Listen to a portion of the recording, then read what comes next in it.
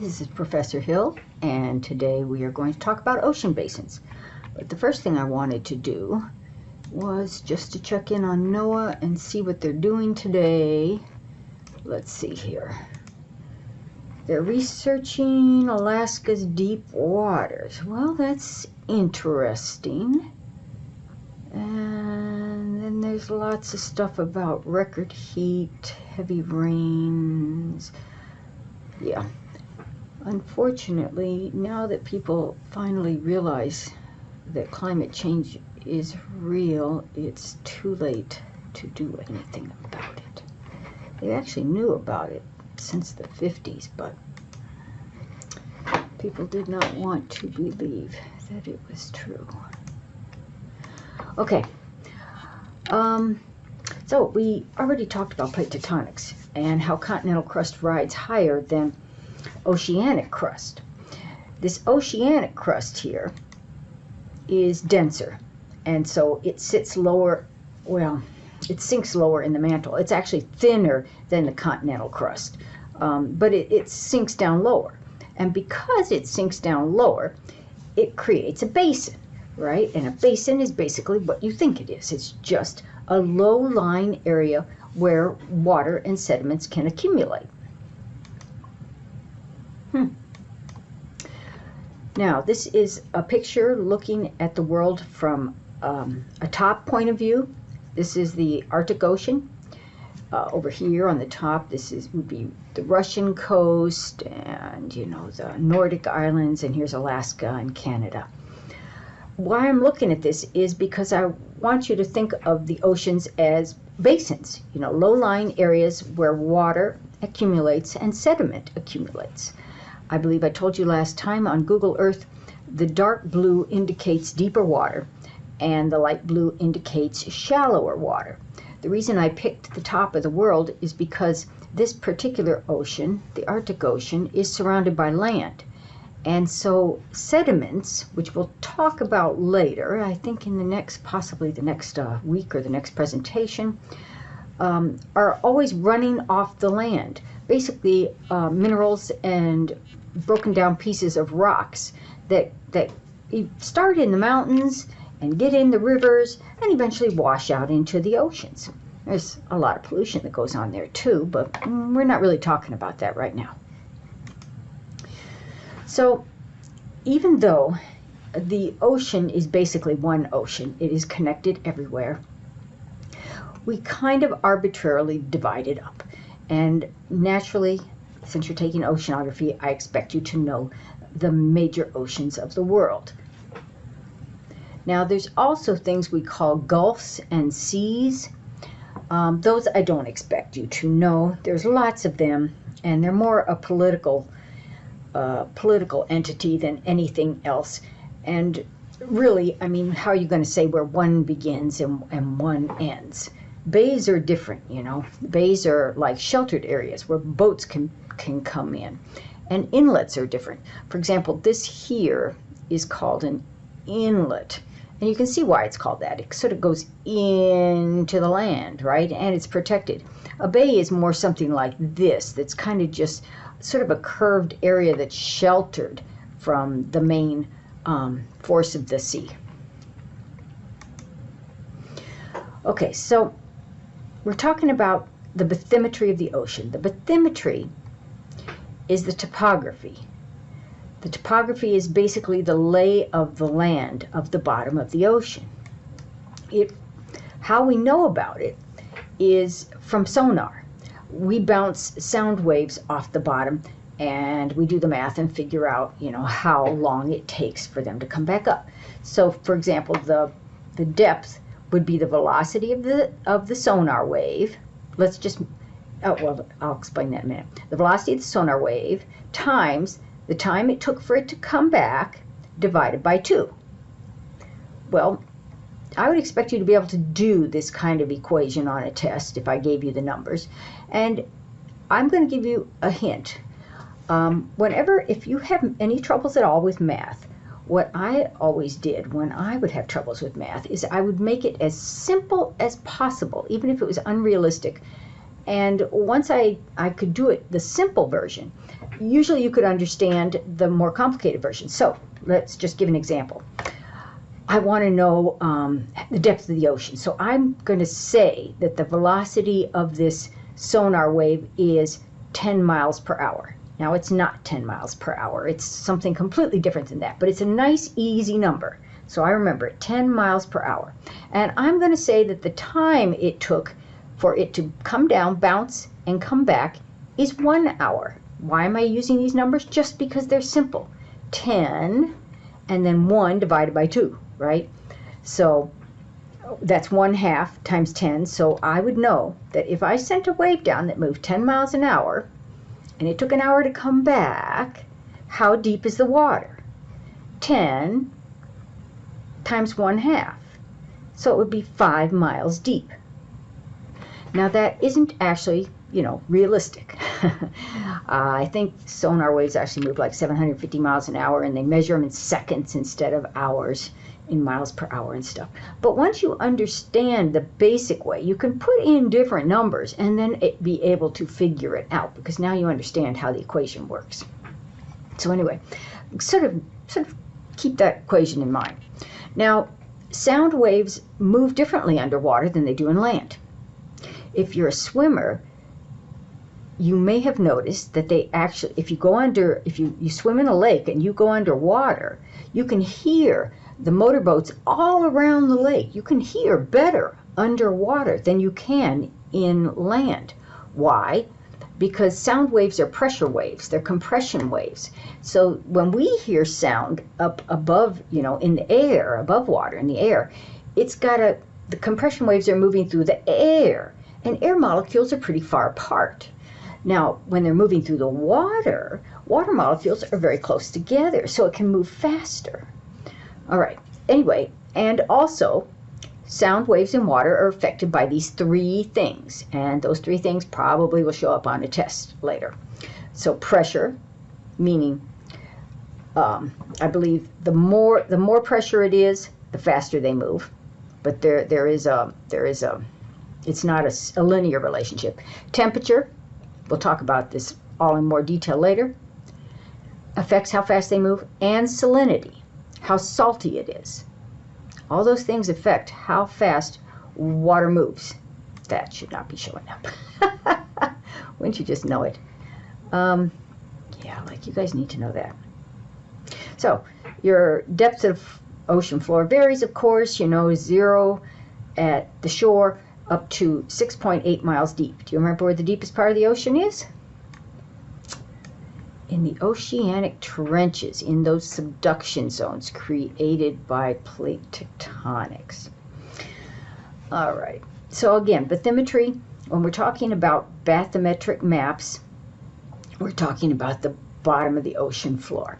There's another way to figure out the bathymetry of the ocean floor that they do with something they call Jason satellites, which hopefully you're going to see later in a video. They actually bounce some kind of waves from space off the top of the water. And as it turns out, the water surface is not as even as we think it is. It's actually affected by what's underneath it. And there are bulges and dips depending on whether or not there are mountains or valleys at the bottom of the ocean floor. So that's the second way to do it.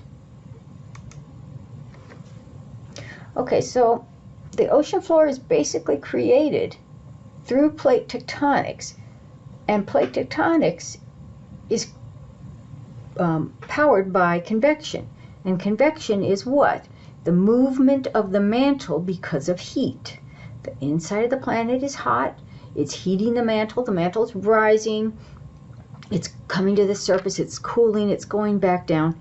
And think of it as a very slow-moving, boiling pot. It's not going to be all that simple. It's not going to be as simple as we'd like it to be, or as our pictures show it to be, right? I mean, look at some of this complicated stuff going on down here near Australia. That's really complicated stuff, right? Now, these dark lines, if you see these dark lines on Google Earth, those are trenches, so that means that this is a subduction zone. Subduction zones don't only just happen where the oceanic crust dives beneath continental crust. Sometimes oceanic crust dives beneath other oceanic crust, and that's what's going on here. But there's all sorts of complicated things going on. And all these little undersea mountains, what is going on down there? Well, it all comes from plate tectonics and convection. These are some of the main features that you're going to know and learn in this next few minutes, right? We're not really so interested with the land and the beach, but we are interested with the continental shelf, the continental slope. There's something called the continental rise, the abyssal plain, the mid-ocean spreading ridge. We've talked about that. Seamonts. There's guyuts. Those are like seamonts, but not quite the same. And oceanic trenches. All right, let's start with our mid-ocean spreading ridges, which we talked about last time, right? That's where magma is coming up and it's pushing, it's creating mountains, number one, and it's pushing the mountains away from itself, you know, to the east and the west, or the north and the south, or however it is, away from itself, basically. And it creates that longest, tallest mountain chain in the world that exists under the ocean, called the mid-ocean spreading ridge. And another reason that it's so tall is, remember, it's magma coming up that's heating this thing up. So you've got something hot, a big hot magma chamber, and magma chambers bubble up, and so you've got this big warm area, and as it moves away over the millions of years, it not only erodes down, but it also cools down, and that also makes it sink. I want to take a little sidetrack here. See this little smoking thing?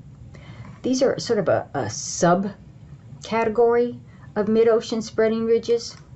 What they are is what we call smokers, and they form what we know as chimneys underwater. There's black ones and there's white ones. I wanted to put this in later because they believe this may be where life began on this planet. But when we get to life, it gets so complicated and there's so much information to give you, I thought I'd just throw it in here. Because it also fits into the basins. So, okay, the magma's coming out and the water is superheated, right? Because magma's really hot. And depending on what kind of minerals are in the magma, it can, the smoke, as we're going to call it smoke, it's not really smoke, they're minerals, they're dissolved minerals that are coming out. But the smoke can be either black or white. Again, it depends on what kind of minerals are in there. And so they're known as black smokers or white smokers. And so they come out, they're really hot, see about 660 degrees Fahrenheit. They get cooled really fast because they're deep, deep underwater. And so they crystallize out a lot of the times and they create rock right away. That's where these chimneys come from. The rest of the smoke, the dissolved minerals that go out into the water, actually form the basis of life in the very deep part of the ocean, because in that part of the ocean there is lots of life around smokers. But obviously they aren't like life on the surface of the planet, because life on the surface depends on sunlight.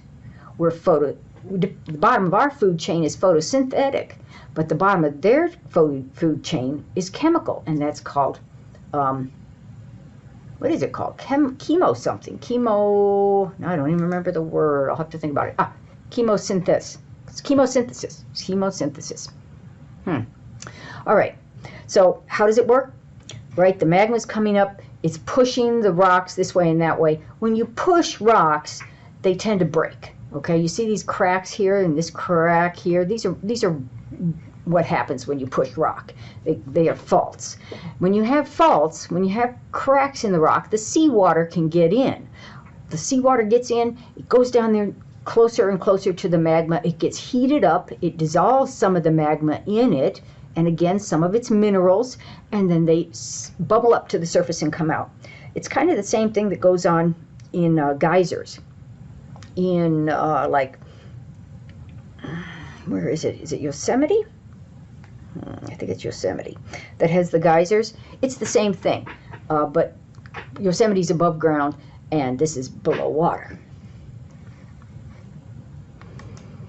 All right, back to, this is again a little bit of review. We've got our transform faults here because, as I mentioned in the last video lecture, that this mid-ocean spreading ridge, which we see here in blue, breaks and slides. Why does it break and slide? It breaks and slides because the surface of the planet is round, and it can't be neatly done. You know, it's got to move further in the center and less on the sides. And anyway, and they call these fracture zones also. But the transform faults are also known as fracture zones.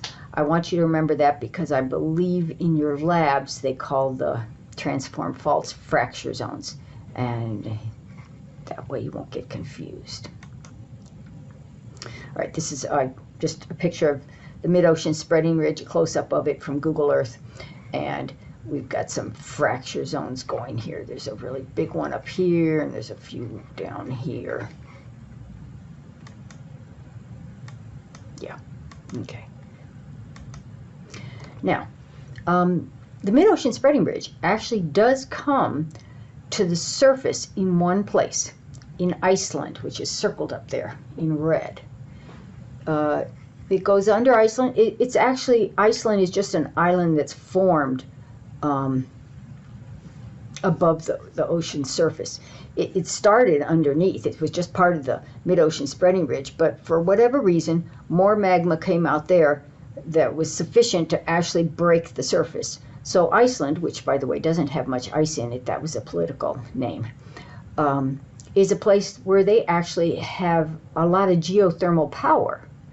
Geothermal power, you can get your power from geothermal energy, you know, from hot magma essentially. If magma is within 2 miles of the surface, it can be done economically. And they're on the mid-ocean spreading ridge, so they can definitely use geothermal power. They don't have to burn fossil fuels. All right, the abyssal plain, what's that? I think I told you that briefly. It's basically the flat, very deep part of the ocean, farthest, well, not farthest from the mid-Atlantic ridge, but far enough away from the mid-Atlantic ridge that the mountains have either worn down to nothing or they've just sunk down to nothing. I will not ask you on a test to tell me how deep it is, so don't even bother memorizing that. That would just be a waste of time. Continental edges, active or passive? Okay, how to explain it? Okay, this is plate tectonics again. So what we're going to pretend this is the United States. This is the Rocky Mountains and the West Coast. This is the Appalachian Mountains and the East Coast. They're two totally different types because the East Coast is an passive margin, meaning it doesn't have any plate boundaries. The mid-ocean spreading ridge is, you know, pushing over this way, but it's sort of in the middle, right? And so there's nothing really going on. So because of that, these Appalachian Mountains, which used to be huge, but they're very, very old, can wear down over geologic time, over hundreds of millions of years, and the sediments can wash off and fill up the ocean so that you have a big wedge of really relatively shallow water. Relatively shallow water. And you can see that on Google Earth, and we'll look at it in a minute. On the West Coast, on the other hand, there is a subduction zone going on. We know that. It goes up through the Baja and comes out north of Northern California. And then we have that transform fault going through California. But the important thing is that there is a subduction zone over there. So what that means is out there somewhere there's a mid-ocean spreading ridge, and it's making this crust that's moving and moving and moving, and then it's getting subducted down into the mantle, melting, causing volcanoes here and there. And we have an oceanic trench associated with it. But it's a more active margin. It's called the active margin because it's active, it's moving. And you don't have very much sediment on the outside of the active margin because it's feeding into the trench, which then gets eaten up in the mantle. All right, so let's look at a picture of the United States on Google Earth, and you can see East Coast, passive margin. See all this light blue? These are just sediments that have washed off the continent and have filled up around here. So it's relatively shallow, probably a few hundred feet deep. On the other hand, we go over to the West Coast. Very little of that over here. Whoops, wrong thing to do. Why? Because we have an active margin here. The subduction is going on over here. There's subduction going on here. There's transform going on. It's a busy margin. Things are getting sucked up and eaten away. All right. So let's see. The active side is usually associated with the trench that it is riding over. Well, yes, I think I just said that right. Okay, so we have an active margin. The subduction is going on. Here's the trench. We hadn't really talked about the trench per se. And again, the trenches are the deepest parts of the ocean. You'll see them on Google Earth as dark lines. And they're from subducting. They're from a crust that is diving under other crust and taking its sediments with it. And then I remember I talked again about how it goes a certain amount of ways and then it melts and it tends to form volcanoes about 50-60 miles inland of the trench. And this is just sort of a bathymetric map, I guess, of Puerto Rico. That would be these islands up here, and they're showing you what it looks like in color and sort of in a 3D way, right? Here's a Puerto Rican trench over here. This is clearly diving under here, under the Caribbean plate. So it's diving this way. The Caribbean plate is riding over it. And then about 50-60 miles away from the trench, this plate that melts once it gets down here bubbles up and creates these islands that then people come and live on. Okay. You can answer. If you ever see any of these questions in yellow, I suggest, trying to figure them out for yourself because they may be on the test. All right, so I told you this before. Passive margins give time for sediments to build up. So now if we're thinking about the East Coast again, this would be kind of a better picture of it, right? Here's the shoreline. The sediments are out here. And here's the abyssal plain where it's really deep. A big wedge of sediment basically accumulates. And so the water is relatively shallow. Continental shelf it's called. And then as it goes down, we call that the continental slope, which is, it's pretty obvious why it's called the continental slope. And the continental rise is where it starts to go up very gradually from the abyssal plain. Because the sediments, once they're here, they wash into the rivers, they wash out here. Most of them get stuck here, right? Some of them come down the slope. Some of them through canyons, submarine canyons, get washed way out here into the continental rise, and maybe a few of them will get out here to the abyssal plain. These sediments will be important when we talk about sediments, which we will talk about, I believe, in the next lecture. Continental shelf, continental slope, continental rise, yeah. And this is kind of a cross-sectional view, right? Don't worry about all these numbers and stuff. It's just basically shelf, slope, rise, abyssal plain, just to give you an idea. Okay. Submarine canyons, which I talked about before, are basically underwater rivers that take water and sediments off of the continental shelf and possibly all the way down to the abyssal plain, although they may leave them on the continental slope or the continental rise on the way there. Yes, there are rivers under the ocean.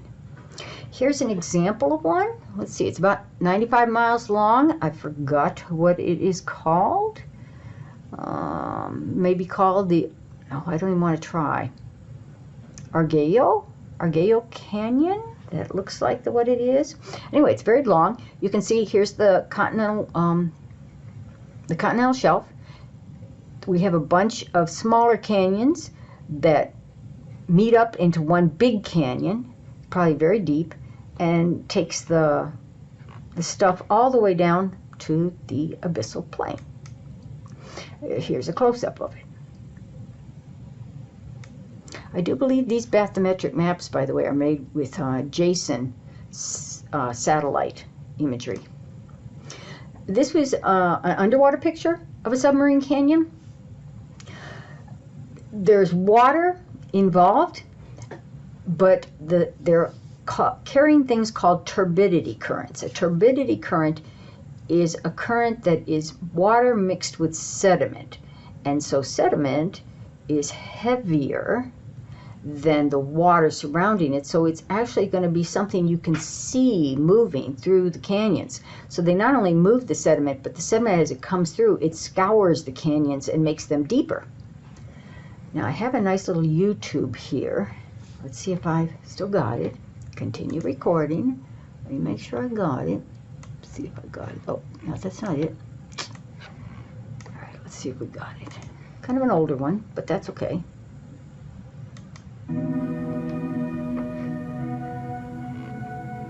This evidence suggests that canyons were cut into the continental slopes by powerful undersea avalanches or currents.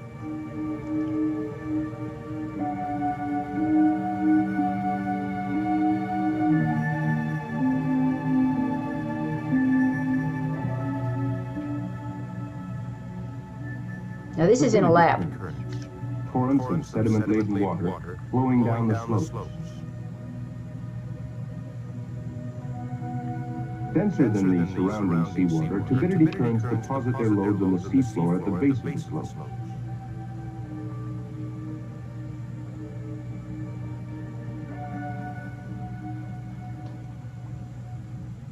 Okay, not the best quality video in the world, but you can't complain because not too many people have videos of turbidity currents. Just not one of those things you can do easily, right? I don't see any evidence that it's still recording, but I'm going to assume it is. This is off the Baja. All right, now, what they do with that sediment. So we got ourselves a submarine canyon and turbidity current. This down here is known as a submarine fan. It's fan-shaped, and it's a place where sediment is deposited. You could probably find a picture of one on Google Earth, but I found one this is above land. This is in the foothills near Yuma, and this shape here is a fan that's coming off those mountains just to the east of the foothills, right? These are mountains. These are sediment. You can tell because see all that drainage? That was clearly cut by water. And so over time, obviously this didn't happen all at once. We don't get that much rain out here.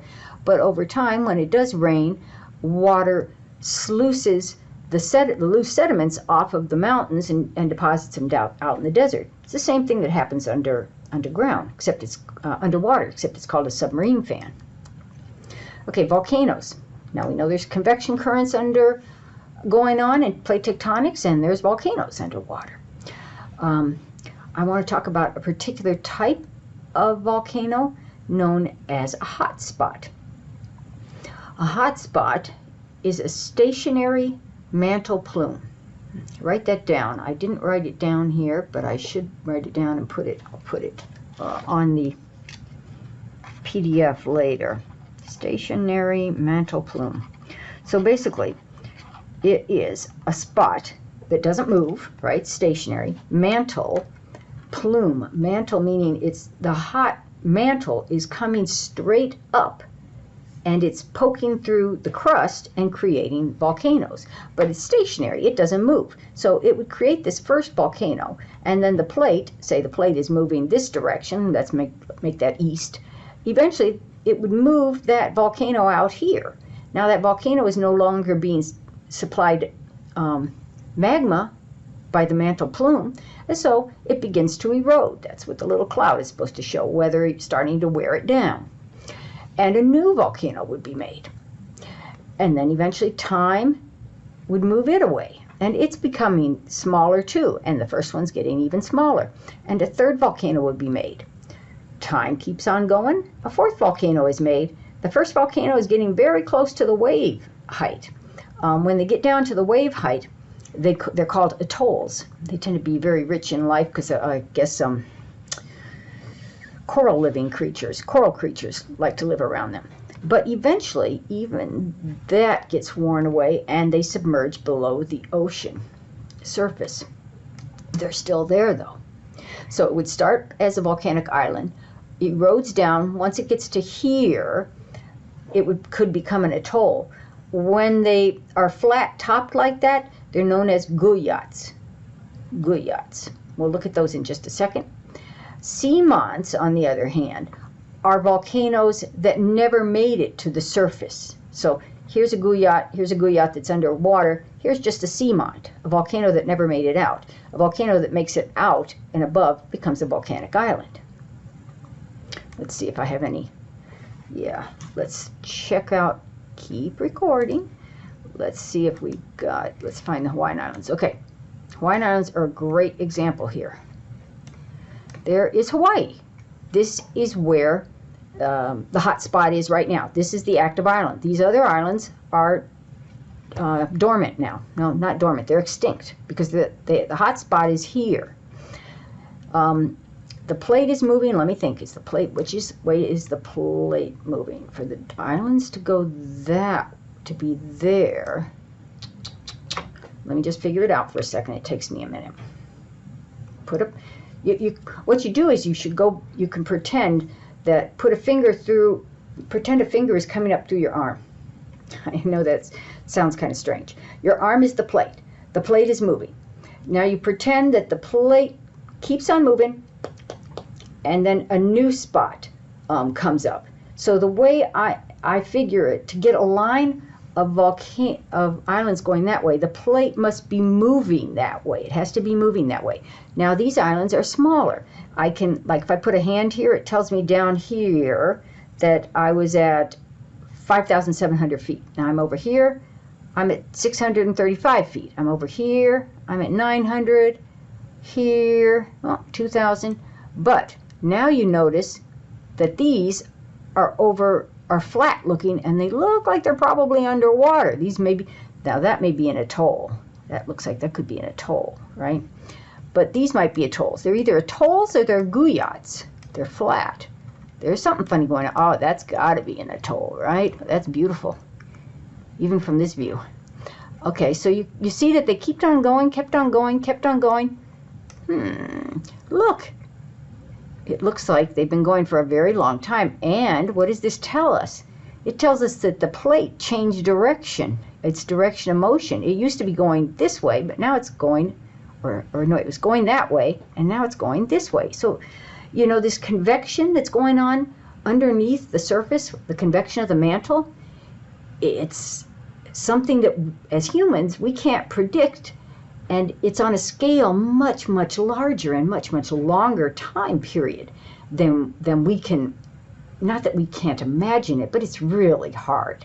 Okay, I'm a geologist, and one of the reasons I'm a geologist is I find it mind-blowing just trying to think about the longevity and the dimension of time and space that geology covers. Now this, I figured it out by figuring out how fast the plate was moving and just figured it hadn't changed, right? And there was like 3,000 miles of this. And I figured that the hot spot was born approximately 60 million years ago. So right before, 5 million years before the meteorite that finished off the dinosaurs. All right, let's go back. And I'll just keep on hoping that I'm still recording. Still recording. Let me look. I want to put my display settings. Okay, I think I'm still recording. Okay, I'll be so mad if I'm not. This you can look at it yourself if you want. It's more of that stuff I showed you when we did the geology, but this is really interesting because he's it does show you how basins open and close, oceans change over time, but here he's predicting the future, from now to 250 million years in the future. So this is a really interesting little video if you want to know what the world is going to look like in about 250 million years and in between. All right, I will work on making something up for the lab that you need to do. All right, see you next time.